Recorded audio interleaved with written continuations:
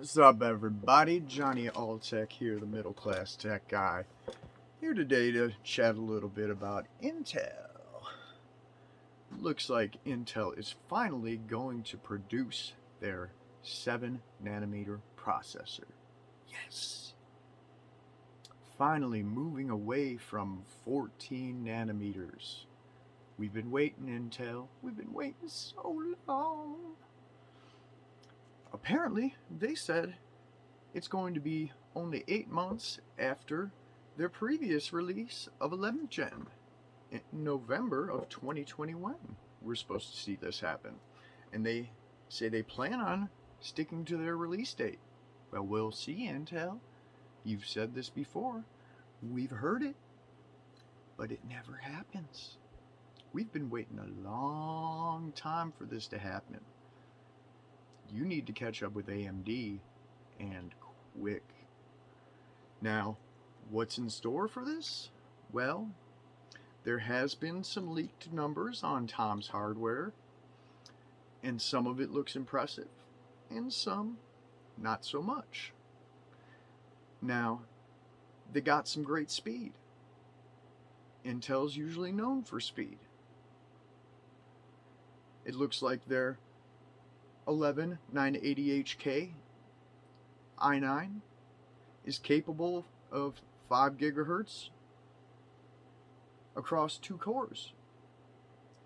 But it has a power draw of a minimum of 107 watts and up to 135 watts at full throttle. That's a lot. Just for CPU, gonna have to up that power supply.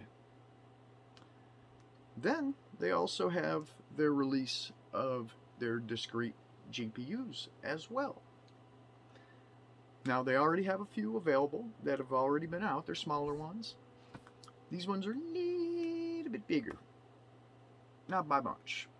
And there was the third one as well, but that one kind of disappeared out of these ones that were supposed to be released. Now, these use a different kind of memory. Forgive me if I can't remember the name of it. But it is not GDDR6 or GDDR6X. And they all have the same amount of EU, 512 EU. All three of them. But well, the third one is estimated to be at 512 EU, and it's also estimated that it would take advantage of all 512 of that EU, but we do not know for sure. But the other two cards do not take advantage of all 512 of that EU. Now, they do have, a good amount of cores packed into them, but as I said, they just don't take advantage of everything that's inside of them.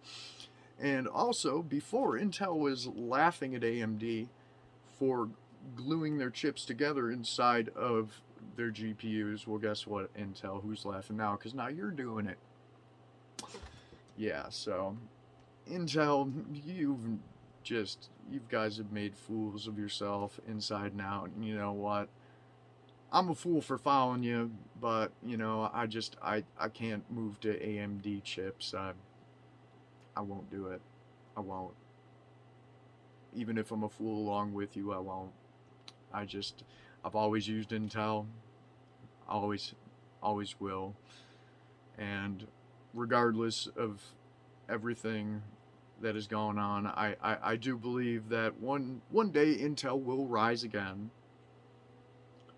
And they have reached out for third-party support with everything going on with their CEO being fired at the beginning of this year. So now they will be working with other companies to try to make Intel better. And it was something that they hadn't done for a long time, and instead had done a bunch of naughty stuff like collusion and locking AMD out by giving bribes to other companies to keep them from buying AMD stuff. Intel did some pretty underhanded stuff, I'll be the first to admit that. But they make fast stuff. They do make fast chips, and they need help. And I believe that when they do get help and they start listening to other people, they could really make some good stuff happen. But they got to get rid of that 14 nanometer process, get something smaller, and yeah, just start taking advice. And I think that's the best thing that's going to work for Intel at this point.